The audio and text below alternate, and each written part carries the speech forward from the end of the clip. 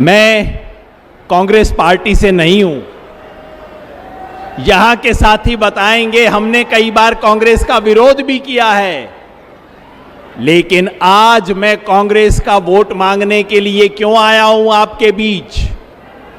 इसलिए कि आज इस देश में और हरियाणा प्रदेश में झूठ की सरकार है, लूट की सरकार है और फूट की सरकार है।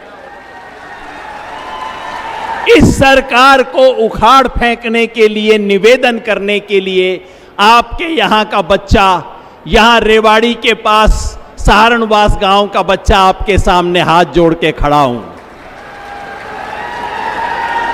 राहुल जी, ये जो तीनों समस्याएं हैं उसका बहुत बड़ा शिकार है ये दक्षिण हरियाणा।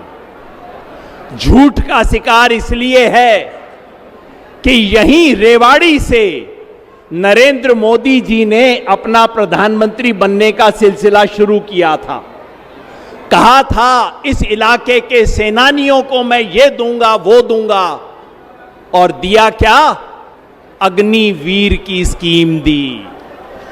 20 साल की नौकरी को खत्म करके ठेके की 4 साल की नौकरी दी और इस इलाके में 1,500-2 हजार भर्तियां हर साल होती थीं, उसको घटा के 400-500 कर दिया। इसलिए ये झूठ की सरकार है। आपके बीच इसलिए हूं कि राहुल गांधी और कांग्रेस पार्टी ने वायदा किया है कि अग्निवीर स्कीम को खत्म करेंगे, प्रॉपर भर्ती शुरू करेंगे। इस लूट का शिकार भी ये दक्षिण हरियाणा है। ये कोई धान का प्रदेश नहीं है, ये बाजरा का, सरसों का और थोड़ा गेहूं का प्रदेश है। किसानों को कभी फसल का दाम मिल जाता है, कभी नहीं मिलता। सही बात है ना? और बीजेपी से कहो किसान को दाम दो, कहते हैं हां दे देंगे, भीख की तरह देंगे, कभी कभी देंगे। मैं यहां पे इसलिए हूं कि राहुल गांधी और कांग्रेस पार्टी कहती है कि हम किसानों को एमएसपी की गारंटी, कानूनी गारंटी देंगे, लिख के गारंटी देंगे, इसलिए यहां हूं। और तीसरी बात, फूट सबसे खतरनाक। झूठ और लूट का तो फिर भी मुकाबला हो जाता है, लेकिन जो भाई भाई को लड़ाए उसका कोई मुकाबला नहीं है। हरियाणा में इन्होंने सिर्फ हिंदू मुसलमान का खेल नहीं खेला, 35-1 का खेल खेला है। हमारे इलाके में इसका असर भी है। इसलिए मैं यहां के सभी लोगों को कहना चाहता हूं, हमारे इलाके की सरदारी बैठी है, सबको याद दिलाना चाहता हूं, भाई एक नाम याद रख लेना। जब इस रैली से वापस जाओ तो किसी बच्चे को कहना, YouTube पे आपको दिखा देगा। क्या नाम? मंगेश यादव।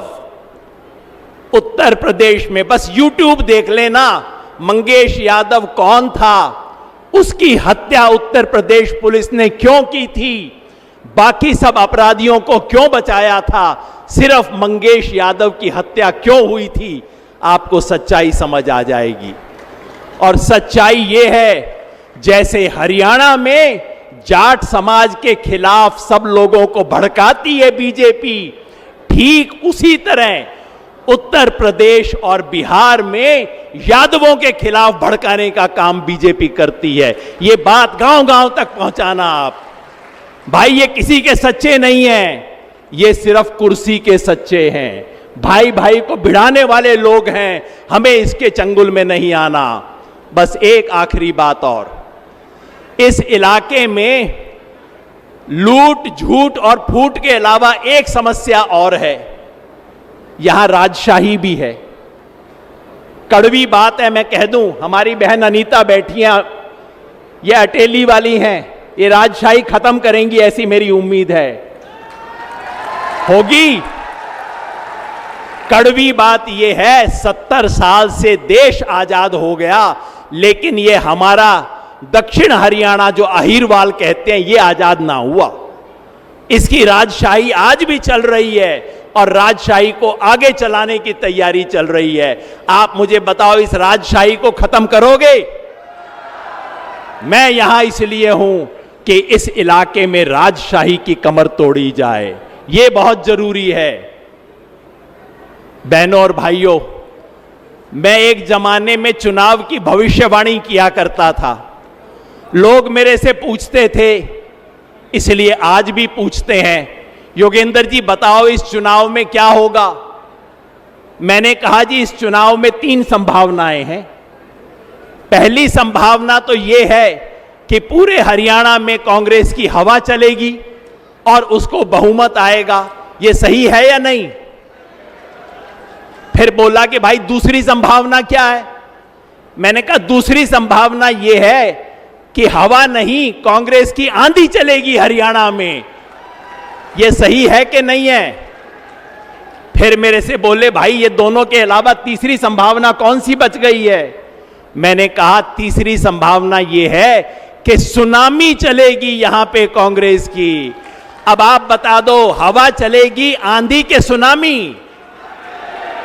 सुनामी चलेगी, चारों सीट पे चलेगी। बहुत बहुत धन्यवाद।